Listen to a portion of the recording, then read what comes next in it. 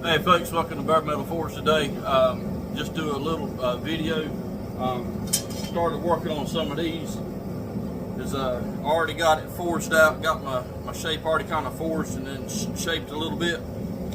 But these are out of angle iron. They're flattened out. These are going to wind up being peacock feathers instead of the traditional little short feathers you see a lot of people do.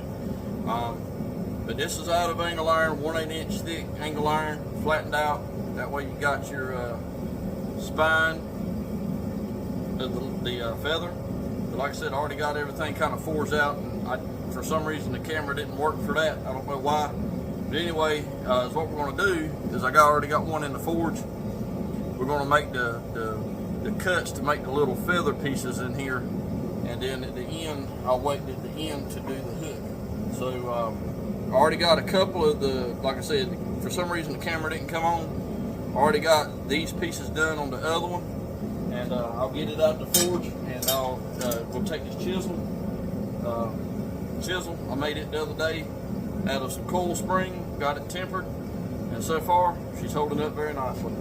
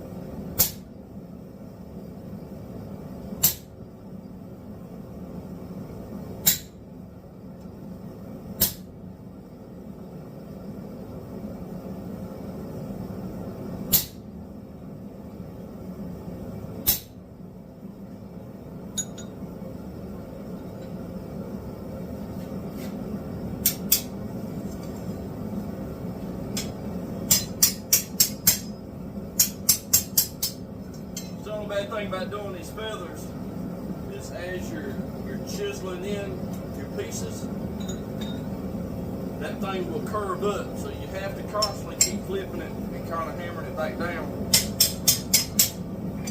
But watch you losing your heat on this too. I'll show you what we've already done. See how you can see the design in here, and then we'll do just carry it all the way down on both sides, and then we'll mark it to mark our holes, and then we'll get the end pin up for our hook.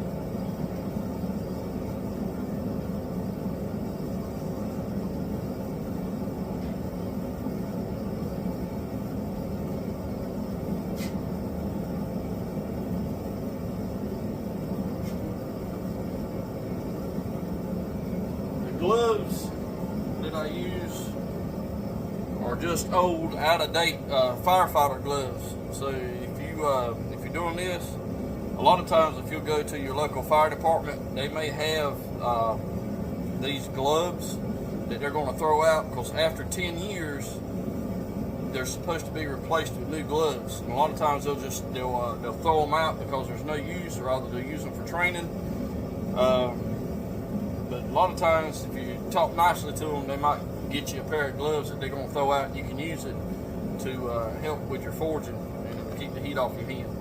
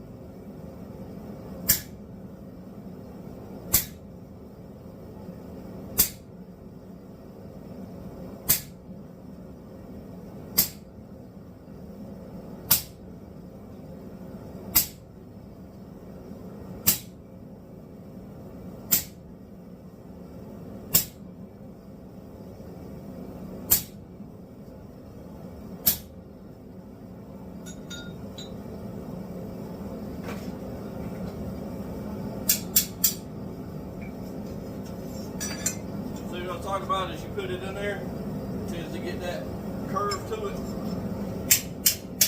Ease it back down.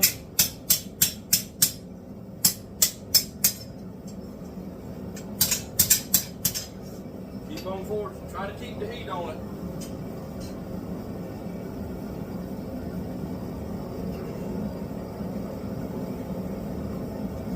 Yeah, the other feathers that I were doing, I had the chisel that I had was small enough to do it, but with these bigger ones doing like a peacock style feather, I needed a wider one, and of course you need a tool, you make a tool.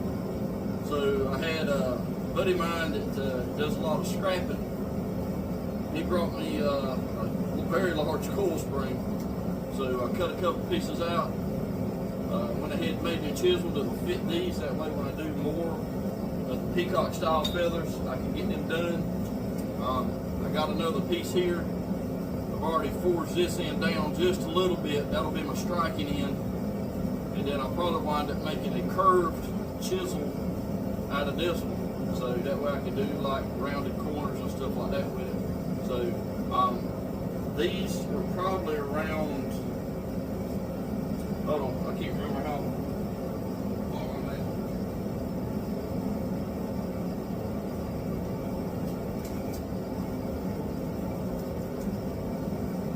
These are just about, these are 10.5 inches, and they work out really good, so they'll try to get your hand up off your work some, that way you don't have so much heat on your hand.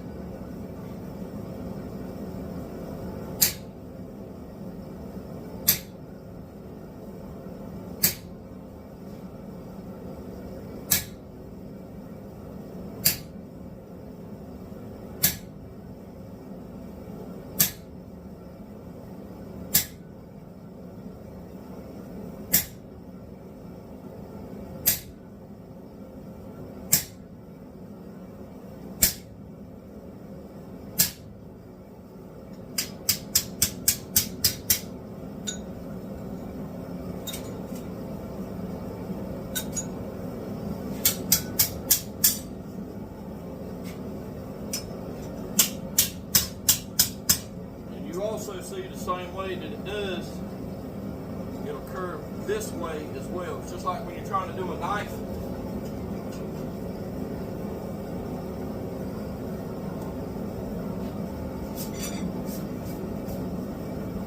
You work too much one side and it'll start to get that curve to it.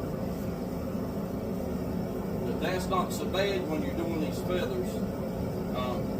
Granted, when you're doing the feathers, it'll make them look more natural if they have a little bit of a curve to them.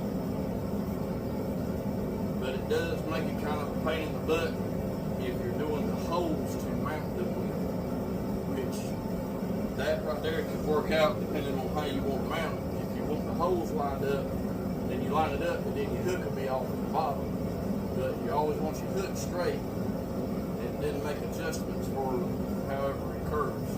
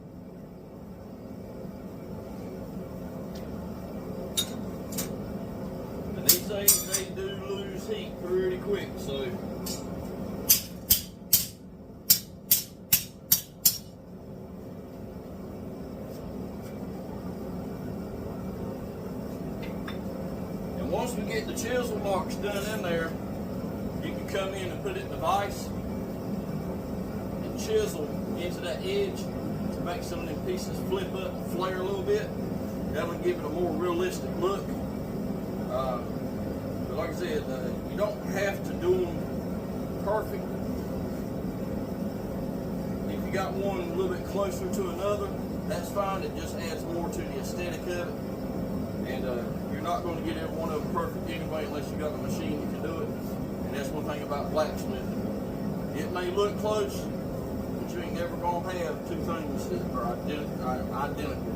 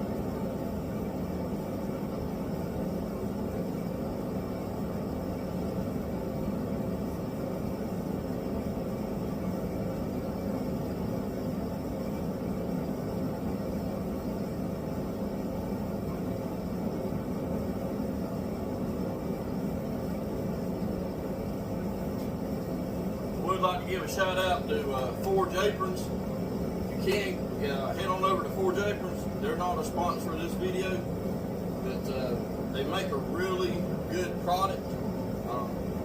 I got mine because of watching John Switzer on Black Bear Forge. I started watching him and he had one, and it looked like a good quality product, so I contacted Apron Forge Apron. Man, I love it. It's been an absolute wonderful product. So if you can, head on over there and check them out and get you a blacksmith apron.